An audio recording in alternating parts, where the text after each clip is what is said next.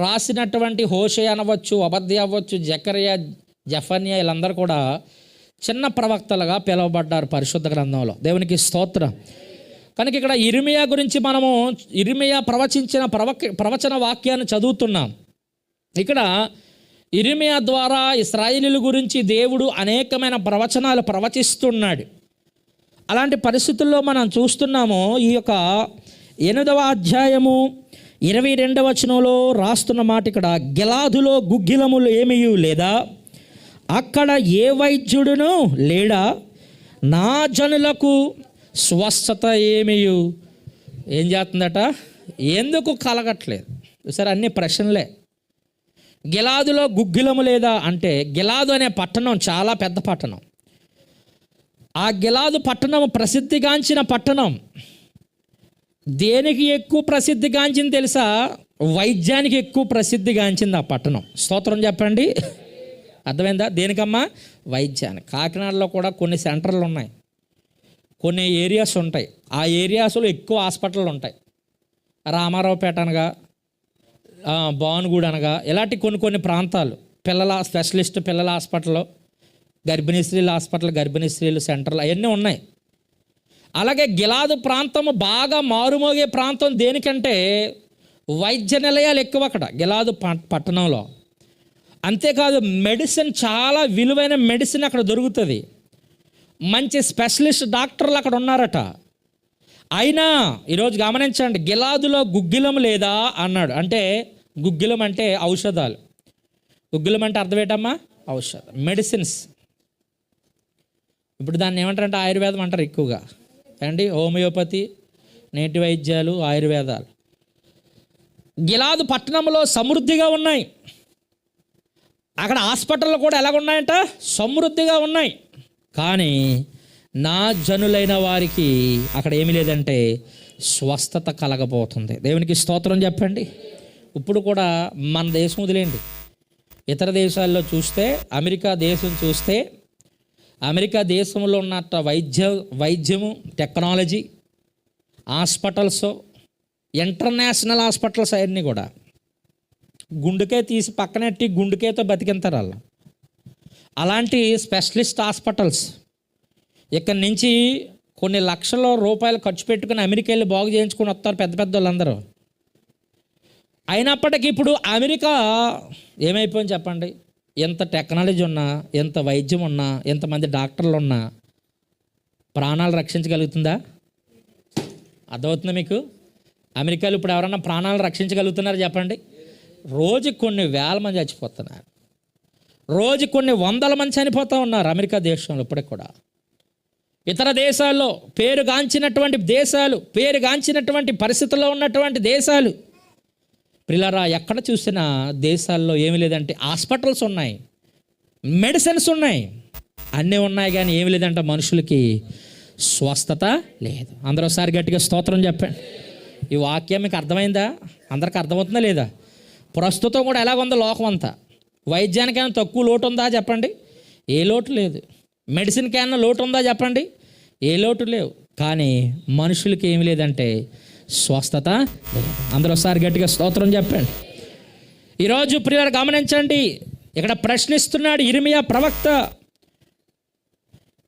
ప్రియులారా ఇక్కడ ప్రశ్నిస్తున్నాడు, నా జనులకు స్వస్థత ఎందుకు కలగబోచున్నది అంటాడు. ఎందుకు కలగట్లేదు అంటే బైబిల్ చెప్తున్న వాక్యం ఏంటంటే, ఇశ్రాయేలీయుల ప్రజలంట దేవుని మాట వారు ఏం చేయకపోయారంటే వినలేదు. ఒకసారి గట్టిగా స్తోత్రం చెప్పండి. ఎందుకు స్వస్థత లేదంటే మెడిసిన్ ఉంది, హాస్పిటల్ ఉన్నాయి, అన్నీ ఉన్నాయి. కానీ సృష్టికర్త అయిన దేవునిని వారు ఏం చేశారంటే విసర్జించారు. దేవుని మార్గాన్ని వారు త్రోసివేశారు. వారు దేవుని మాట ఏం చేయకపోయారట? వినలేకపోయారు. అందరూ ఒకసారి గట్టిగా స్తోత్రం చెప్పండి. ఈరోజు స్వస్థత ఎలాగొస్తుంది? 4 మాటలు చెప్తాను, జాగ్రత్తకున్నాడు. స్వస్థత ఎలాగొస్తుంది అసలు మానవులకి? వైద్యము ఒక పక్కన ఉంటే, వైద్యముతోనే ఈరోజు మానవునికి ఏమి లేదు, స్వస్థత లేదు. ఇది సత్యం, ఇది యథార్థం. కానీ స్వస్థత రావడానికి, నిజమైన స్వస్థత రావడానికి మార్గం ఏంటి? ఒకసారి బైబిల్ చూద్దాము. యోహాను సువార్తలో 5వ అధ్యాయము యేసు ప్రభు వారే ఒక వ్యక్తి దగ్గరికి వచ్చి ఇలాగ ప్రశ్నిస్తున్నారు.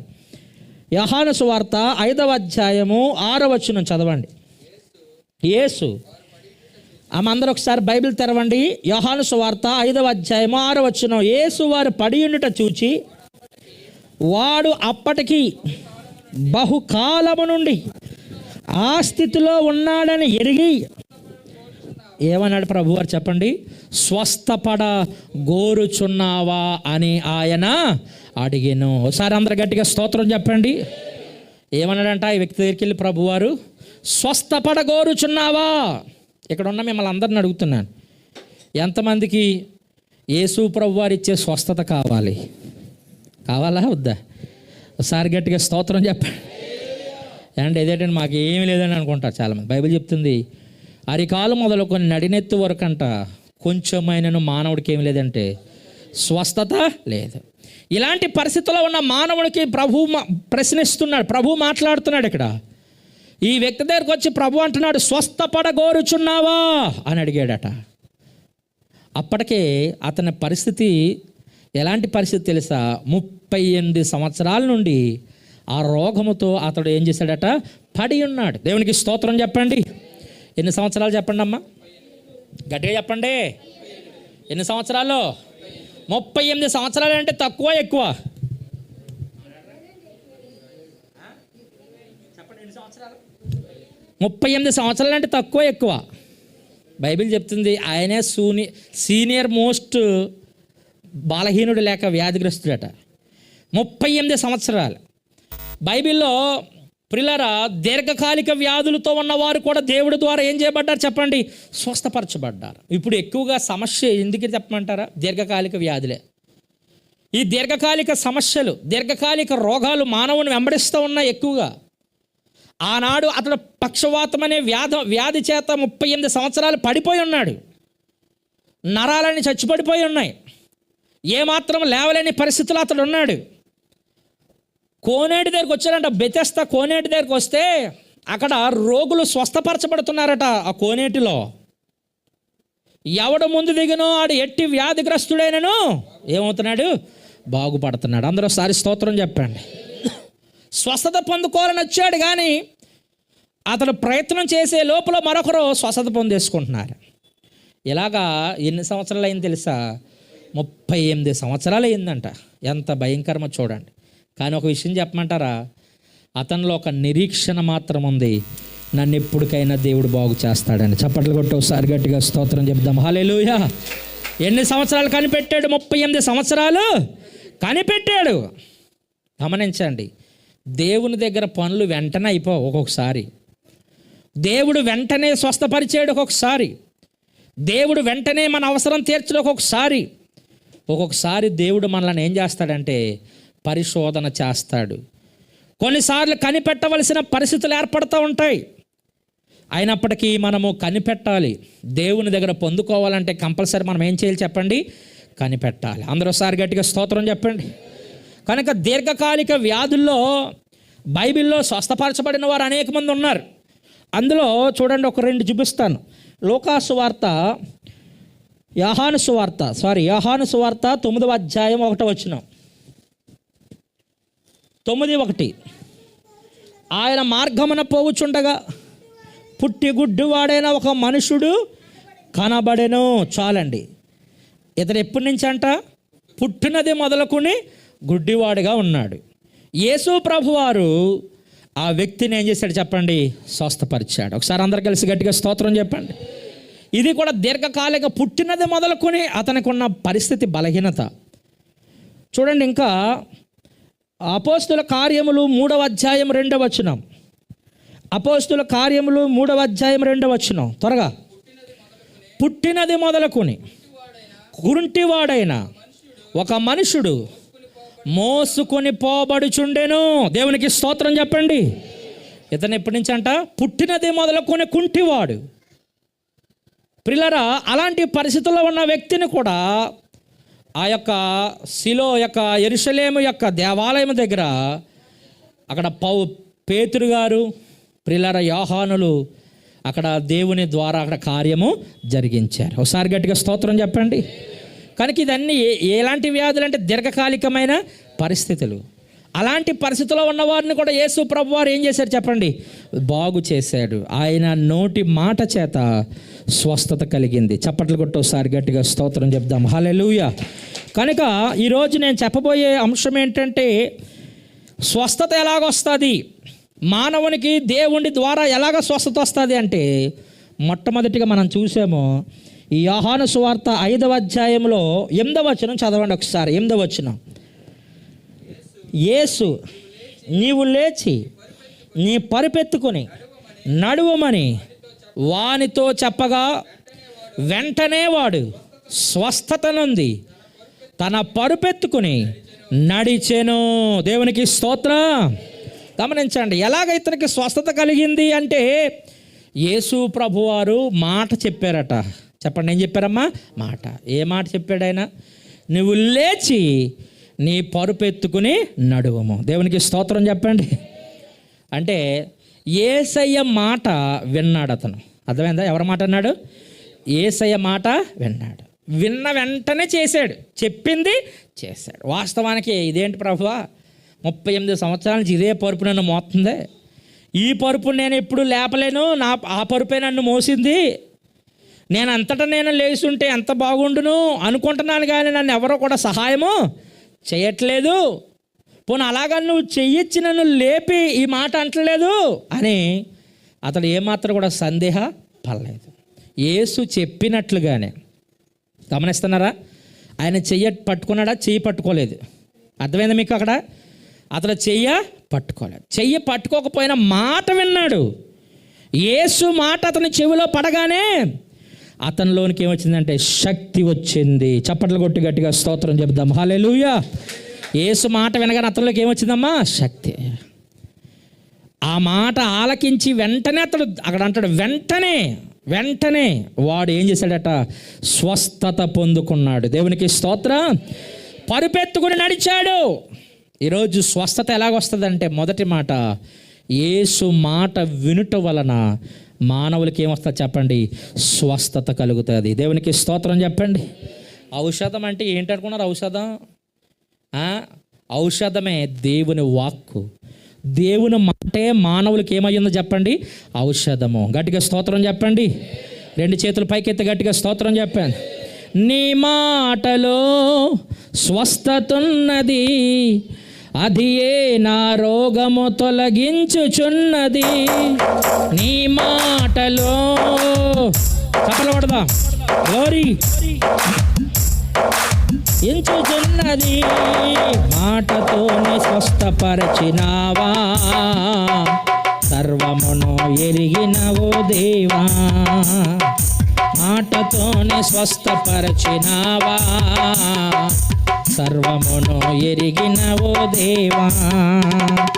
మాట్లాడే దేవా నా యేసయ్యా, మాట్లాడే దేవా.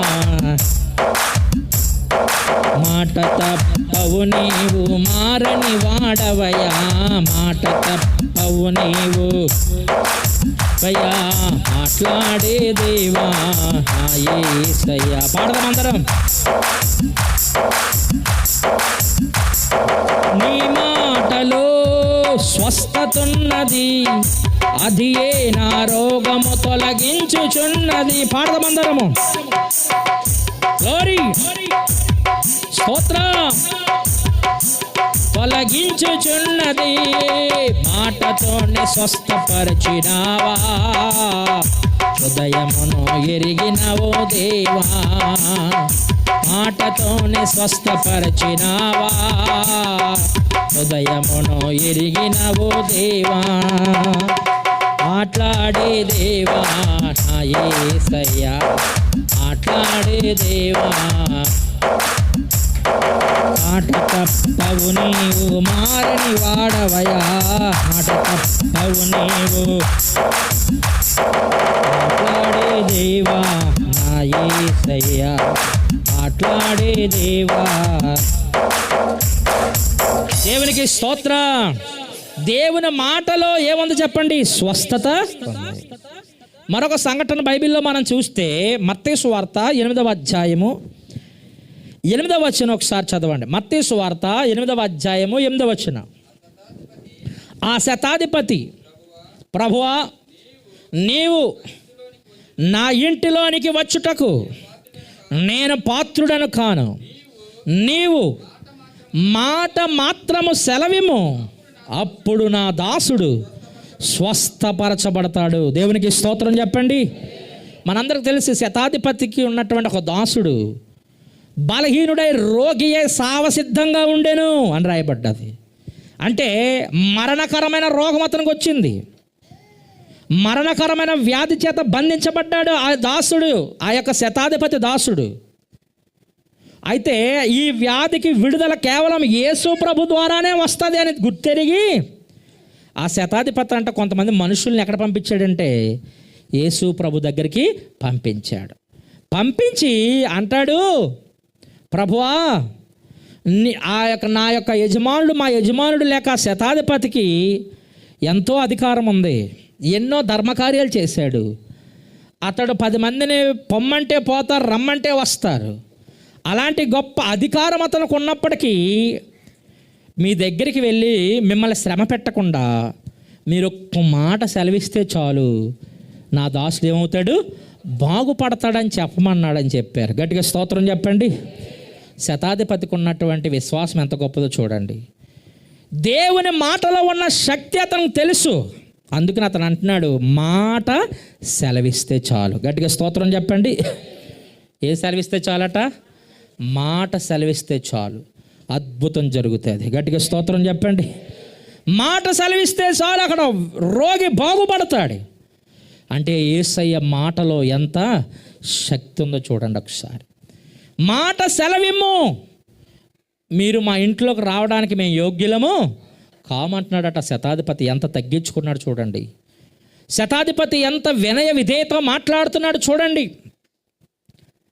వెంటనే పిల్లల యేసు ప్రభు వారు చెప్పిన మాట అవన్నీ మీకు తెలుసు, కానీ నేను మరి దేవుడు ఆయన ప్రేరేపించినటువంటి మాట మీకు చెప్తున్నాను. 8వ అధ్యాయం 13వ వచనం చదవండి. 8వ అధ్యాయం 13వ వచనం. అంతటా యేసు, ఇక వెళ్ళము, నీవు విశ్వసించిన ప్రకారము నీకు అవునుగాక అని శతాధిపతితో చెప్పెను. ఆ గడియలోనే అతని దాసుడు స్వస్థపరచబడెను. చప్పట్లు కొట్టు ఒకసారి గట్టిగా స్తోత్రం చెప్దాం. హల్లెలూయా. ఎప్పుడంట? ఆ గడియలోనే, యేసు మాట్లాడిన ఆ క్షణమే ఆధారపడడం తెలుసా? మన విశ్వాసం మీద ఏముందట? ఆధారపడ. లూకాసు సువార్త 17వ అధ్యాయంలో 19వ వచనం చదవండి ఒక్క మాట. లూకాసు సువార్త 17వ అధ్యాయం 19వ వచనం చూస్తే అక్కడ రాయబడిన మాట ఏంటంటే, నీవు లేచి పొమ్ము, నీ విశ్వాసమే నిన్ను స్వస్థపరచునని వానితో చెప్పాను. ఏం స్వస్థపడుతుందట? నీ విశ్వాసమే నిన్ను స్వస్థపరుస్తుంది. ఎవరన్నారు ఈ మాట? చెప్పండి, ఎవరన్నారు? యేసు ప్రభువే చెప్పాడు, నీ విశ్వాసమే నిన్ను ఏమవుతుంది? స్వస్థపరుస్తుంది. ఆ పక్కనే 18వ అధ్యాయం 42వ వచనం చదవండి. 18వ అధ్యాయం 42వ వచనం. యేసు, చూపు పొందుము, నీ విశ్వాసమే నిన్ను స్వస్థపరచును. అందరోసారి గట్టిగా స్తోత్రం చెప్పండి. ఏ రోగి బాగుపడ్డా ఒకటే ఆన్సర్ ఉంది, నీ విశ్వాసమే నిన్ను స్వస్థపరచు. అమ్మా నీ విశ్వాసము గొప్పది అన్నాడు. శతాధిపతి అన్నాడు, ఇశ్రాయేలీలో నీలాంటి విశ్వాసం కలిగిన వాడిని అన్నాడు చూడలేదు అన్నాడు. స్వస్థత ఎలా దొరుకుతుంది తెలుసా? 3వ మాట, విశ్వాసము. చెప్పండి ఏంటమ్మా? విశ్వాసం. 1, దేవుని మాట వినుట వలన విశ్వాసం. 2, ప్రార్థన చేయటం వలన విశ్వాసం, స్వస్థత వస్తుంది. 3వది, విశ్వాసము వలన ఏమవుతుందట? స్వస్థత కలుగుతుంది. లాస్ట్ అండ్ ఫైనల్, లాస్ట్ మాట చెప్పి ముగిస్తాను. యెషయా గ్రంథము 53వ అధ్యాయము 5వ వచనం. యెషయా గ్రంథము 53వ అధ్యాయం 5వ వచనం. అతడు పొందిన దెబ్బల చేత మనకేమొస్తుందంట? స్వస్థత కలుగుచున్నది. ఏమొస్తుందంటమ్మా? స్వస్థత. ఎవరి వల్ల? యేసు ప్రభువారు మనందరి కొరకు ఏం చేయబడ్డాడు? నలగగొట్టబడ్డాడు. మన వ్యాధినంట అతని మీద వేసుకున్నాడు, మన బాధలు ఆయన మీద వేసుకున్నాడు, మన పాపములు సిలువ మ్రాను మీద వేసుకున్నాడు. అన్నాడు. అతడు పొందిన దెబ్బల చేత మనకేముందంట? స్వస్థత. అందరూ ఒకసారి గట్టిగా స్తోత్రం చెప్పండి. యేసు గాయములలో మనకేముందట? స్వస్థత. ఆయన పొందిన దెబ్బలు, ఆయన కార్చిన రక్తము వలన మనకేముందంట? స్వస్థత. ఈరోజు ప్రియులారు గమనించండి, ఒక ఆవిడ విపరీతమైన తలనొప్పితో బాధపడుతుందంట. చాలా విపరీతమైన తలనొప్పి అట. ఎంతమంది దగ్గరికి వెళ్ళినా సరే తగ్గలేదట తలనొప్పి. ఒకసారి అనుకుందంట, వెంటనే యేసు ప్రభు వారి యొక్క శిలువ మరణం జ్ఞాపకం వచ్చిందంట. యేసు ప్రభు వారి యొక్క శిలువ మరణ జ్ఞాపకం వచ్చి అనుకుందంట, ఈ తలనొప్పి వస్తేనే నేను బాధపడలేకపోతున్నానే. యేసు ప్రభు వారు ఆయన నా కొరకు శిలువలో మరణించినప్పుడు, బాధపడినప్పుడు ఎంత బాధ అనుభవించి ఉంటాడు. ఆయన శిరస్సున ముళ్ళ కిరీటం గుచ్చారు. ఆ ముళ్ళ కిరీటం గుచ్చినప్పుడు ఆయన శిరస్సులో ఉన్న నరాలు, ఆయన శిరస్సులో ఉన్నటువంటి అవయవములు ఎంత గాయపరచబడి ఎంత బాధ అనుభవించి ఉంటాడు అనుకుని ఆమె ఏం జ్ఞాపకం చేసుకొని తెలుసా? యేసు ప్రభు వారి యొక్క శిలువ మరణాన్ని ఏం చేసిందంట? జ్ఞాపకం చేసుకుందంట. ఎప్పుడైతే ఈ తల మీద ముళ్ళ కిరీటం గుచ్చి ఆయన ఎంత బాధపడి ఉంటాడు అనుకుందో, అప్పుడు దాకా విపరీతంగా తలనొప్పితో బాధపడుతున్న ఆమె ఆ క్షణంలోనే దేవుడు బాగు చేశాడట. స్తోత్రం చెప్పండి గట్టిగా. దేనివల్ల? ఆయన గాయములను ఏం చేసింది చెప్పండి? జ్ఞాపకం. ఈరోజు మనం పడుతున్న శ్రమల్లో కూడా ఒకసారి మనం జ్ఞాపకం చేసుకుంటే, నా దేవుడు పడిన శ్రమల ముందు నా శ్రమలు ఎంత, నా వ్యాధి ఎంత, నా అవమానం ఎంత, నేను పొందిన అవమానం ఎంత, ఆయన పడిన అవమానం కంటే అని ఒక్కసారి మనం జ్ఞాపకం చేసుకుంటే నిజంగా మన శ్రమ అయినా మన బాధ అయినా కొంచెం కూడా మనలో ఉండదు. గట్టిగా స్తోత్రం చెప్పండి. కనుక యేసు ప్రభువారు ఆయన గాయముల చేత మనకేముందంటే స్వస్థత. చెప్పండి, ఏముందమ్మా? స్వస్థత. యేసు రక్తములో మనము పాలు పొందుతున్నాం, యేసు శరీరంలో పాలు పొందుతున్నాం. తద్వారా మనకేముందో చెప్పండి? స్వస్థత. అందరూ ఒకసారి గట్టిగా స్తోత్రం చెప్పండి. సర్వమానవుల యొక్క వ్యాధులను ఆయన భరించాడు, మానవుల పాపములను భరించాడు. కనుక ఆయన పొందిన దెబ్బల చేత మనకేముందంటే స్వస్థత కలుగుతుంది. అందరూ ఒకసారి గట్టిగా స్తోత్రం చెప్పండి. కనుక యేసు మాటలో చెప్పండి, ఏముందమ్మా? స్వస్థత. 2, ప్రార్థనలో స్వస్థత. 3, మన విశ్వాసంలో ఏముంది? స్వస్థత.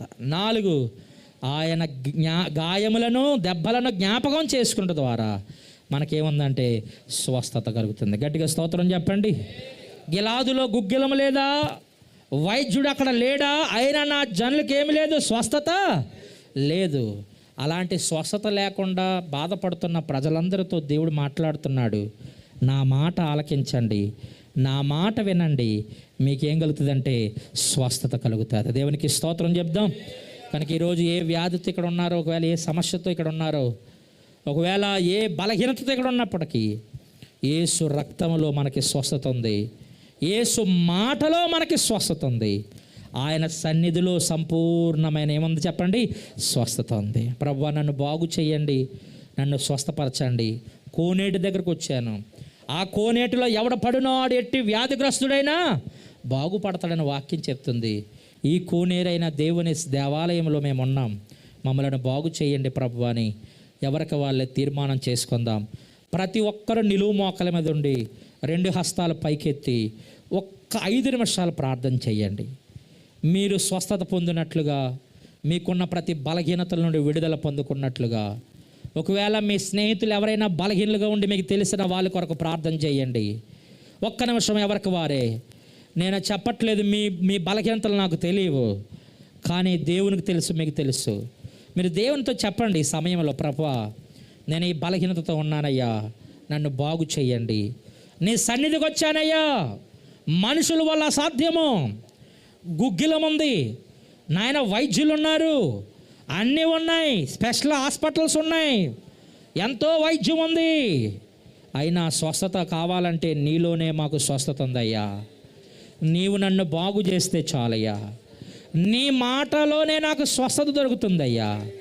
నాయన, ప్రార్థనలో నాకు స్వస్థత దొరుకుతుందయ్యా. అయ్యా, నన్ను స్వస్థపరచు నాయన.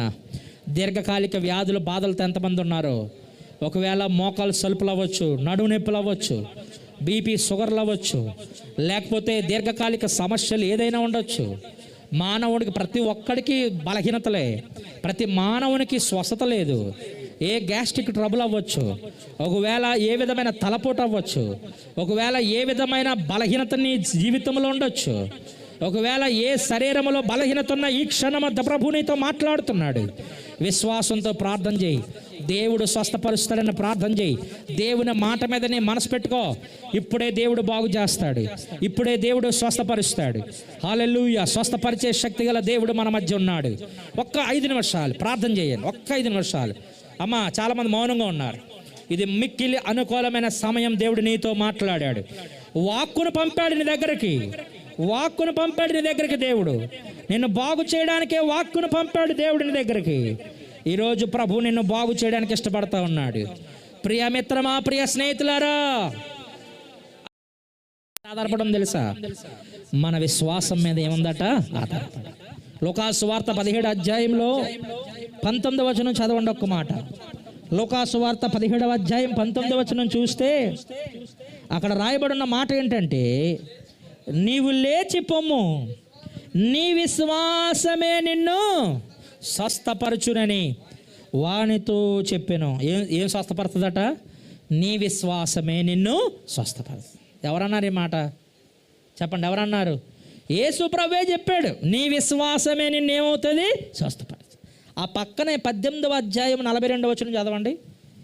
18వ అధ్యాయం 42వ వచనం. యేసు, చూపు పొందుము, నీ విశ్వాసమే నిన్ను స్వస్థపరచును. అందరూ ఒకసారి గట్టిగా స్తోత్రం చెప్పండి. ఏ రోగి బాగుపడ్డా ఒకటే ఆన్సర్ ఉంది, నీ విశ్వాసమే నిన్ను స్వస్థపరచు. అమ్మా, నీ విశ్వాసము గొప్పది అన్నాడు. శతాధిపతి అన్నాడు, ఇశ్రాయేలీలో నీలాంటి విశ్వాసం కలిగిన వాడిని అన్నాడు చూడలేదు అన్నాడు. స్వస్థత ఎలా దొరుకుతుంది తెలుసా? 3వ మాట, విశ్వాసము. చెప్పండి ఏంటమ్మా? విశ్వాసం. 1, దేవుని మాట వినుట వలన విశ్వాసం. 2, ప్రార్థన చేయటం వలన విశ్వాసం, స్వస్థత వస్తుంది. 3వది, విశ్వాసము వలన ఏమవుతుందట? స్వస్థత కలుగుతుంది. లాస్ట్ అండ్ ఫైనల్, లాస్ట్ మాట చెప్పి ముగిస్తాను. యెషయా గ్రంథము 53వ అధ్యాయము 5వ వచనం. యెషయా గ్రంథము 53వ అధ్యాయం 5వ వచనం. అతడు పొందిన దెబ్బల చేత మనకేమొస్తుందంట? స్వస్థత కలుగుచున్నది. ఏమొస్తుందంటమ్మా? స్వస్థత. ఎవరి వల్ల? యేసు ప్రభువారు మనందరి కొరకు ఏం చేయబడ్డాడు? నలగగొట్టబడ్డాడు. మన వ్యాధినంట అతని మీద వేసుకున్నాడు, మన బాధలు ఆయన మీద వేసుకున్నాడు, మన పాపములు సిలువ మ్రాను మీద వేసుకున్నాడు అన్నాడు. అతడు పొందిన దెబ్బల చేత మనకేముందంట? స్వస్థత. అందరూ ఒకసారి గట్టిగా స్తోత్రం చెప్పండి. యేసు గాయములలో మనకేముందట? స్వస్థత. ఆయన పొందిన దెబ్బలు, ఆయన కార్చిన రక్తము వలన మనకేముందంట? స్వస్థత. ఈరోజు ప్రియులారు గమనించండి, ఒక ఆవిడ విపరీతమైన తలనొప్పితో బాధపడుతుందంట. చాలా విపరీతమైన తలనొప్పి అట. ఎంతమంది దగ్గరికి వెళ్ళినా సరే తగ్గలేదట తలనొప్పి. ఒకసారి అనుకుందంట, వెంటనే యేసు ప్రభు వారి యొక్క సిలువ మరణం జ్ఞాపకం వచ్చిందంట. యేసు ప్రభు వారి యొక్క సిలువ మరణ జ్ఞాపకం వచ్చి అనుకుందంట, ఈ తలనొప్పి వస్తేనే నేను బాధపడలేకపోతున్నానే. యేసు ప్రభు వారు ఆయన నా కొరకు సిలువలో మరణించినప్పుడు, బాధపడినప్పుడు ఎంత బాధ అనుభవించి ఉంటాడు. ఆయన శిరస్సున ముళ్ళ కిరీటం గుచ్చారు. ఆ ముళ్ళ కిరీటం గుచ్చినప్పుడు ఆయన శిరస్సులో ఉన్న నరాలు, ఆయన శిరస్సులో ఉన్నటువంటి అవయవములు ఎంత గాయపరచబడి ఎంత బాధ అనుభవించి ఉంటాడు అనుకుని ఆమె ఏం జ్ఞాపకం చేసుకొని తెలుసా? యేసు ప్రభు వారి యొక్క సిలువ మరణాన్ని ఏం చేసిందంట? జ్ఞాపకం చేసుకుందంట. ఎప్పుడైతే ఈ తల మీద ముళ్ళ కిరీటం గుచ్చి ఆయన ఎంత బాధపడి ఉంటాడు అనుకుందో, అప్పుడు దాకా విపరీతంగా తలనొప్పితో బాధపడుతున్న ఆమె ఆ క్షణంలోనే దేవుడు బాగు చేశాడట. స్తోత్రం చెప్పండి గట్టిగా. దేనివల్ల? ఆయన గాయములను ఏం చేసింది చెప్పండి? జ్ఞాపకం. ఈరోజు మనం పడుతున్న శ్రమల్లో కూడా ఒకసారి మనం జ్ఞాపకం చేసుకుంటే, నా దేవుడు పడిన శ్రమల ముందు నా శ్రమలు ఎంత, నా వ్యాధి ఎంత, నా అవమానం ఎంత, నేను పొందిన అవమానం ఎంత, ఆయన పడిన అవమానం కంటే అని ఒక్కసారి మనం జ్ఞాపకం చేసుకుంటే నిజంగా మన శ్రమ అయినా మన బాధ అయినా కొంచెం కూడా మనలో ఉండదు. గట్టిగా స్తోత్రం చెప్పండి. కనుక యేసు ప్రభువారు ఆయన గాయముల చేత మనకేముందంటే స్వస్థత. చెప్పండి, ఏముందమ్మా? స్వస్థత. యేసు రక్తములో మనము పాలు పొందుతున్నాం, యేసు శరీరంలో పాలు పొందుతున్నాం. తద్వారా మనకేముంది చెప్పండి? స్వస్థత. అందరూ ఒకసారి గట్టిగా స్తోత్రం చెప్పండి. సర్వ మానవుల యొక్క వ్యాధులను ఆయన భరించాడు, మానవుల పాపములను భరించాడు. కనుక ఆయన పొందిన దెబ్బల చేత మనకేముందంటే స్వస్థత కలుగుతుంది. అందరూ ఒకసారి గట్టిగా స్తోత్రం చెప్పండి. కనుక యేసు మాటలో చెప్పండి ఏముందమ్మా? స్వస్థత. 2, ప్రార్థనలో స్వస్థత. 3, మన విశ్వాసంలో ఏముంది? స్వస్థత.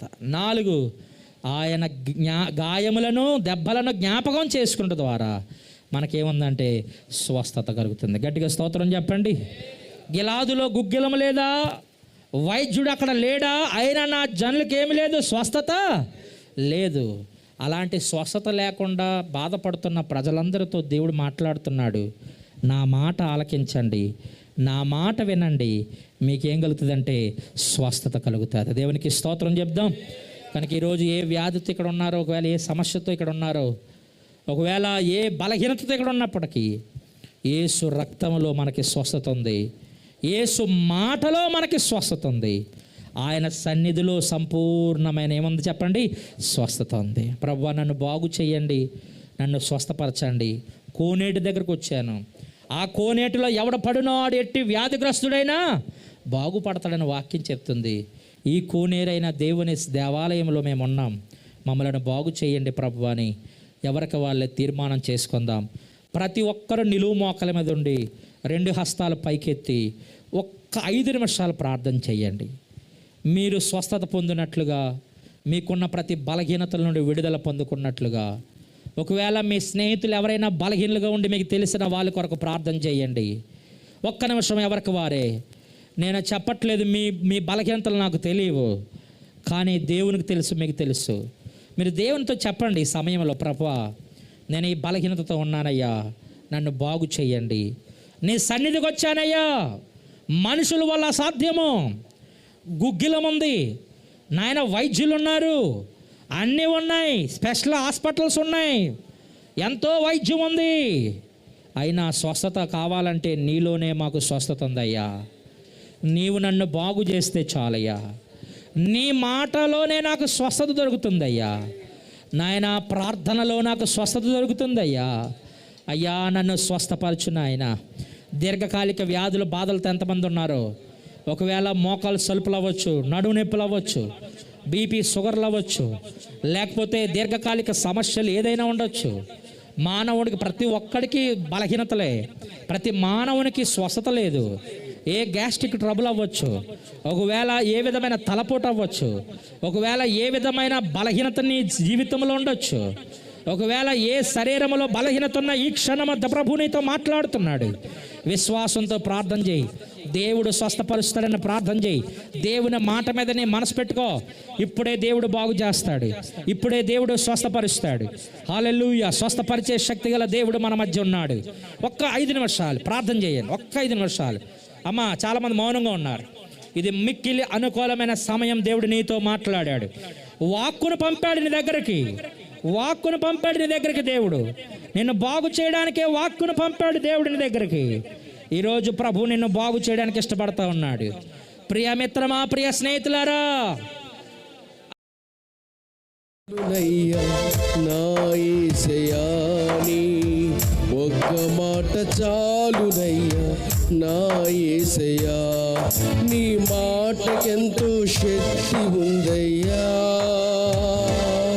నువ్వు మాట పలికిన మహిమలు జరుగునయ్యా, నీ మాటకెంతో శక్తి ఉందయ్యా. నువ్వు మాట పలికిన మహిమలు జరుగునయ్యా. యేసయ్యా యేసయ్యా యేసయ్యా